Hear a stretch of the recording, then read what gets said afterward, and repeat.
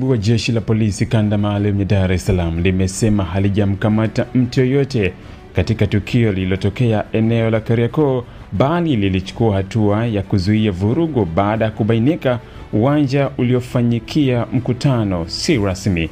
Kupitia taarifa ya habari iliyotolewa na chombo kimoja cha habari kilichomhoji kamanda wa polisi kanda maalum ya Dar es Salaam Muliro Jumanne, amesema watu waliokuwepo katika eneo hilo waliondolewa kwa ajili ya kudhibiti hali ya fujo na msongamano wa watu waliokuwa wakifanya shughuli za biashara, na kwamba hakuna aliyekamatwa wala kushikiliwa. Hii imejiri baada ya taarifa kusambaa kwenye mitandao ya kijamii zikieleza kwa makamu mwenyekiti wa Chadema Bara John Heche amekamatwa na polisi akihutubia Kariakoo. Naitwa Onesimo Sangalali.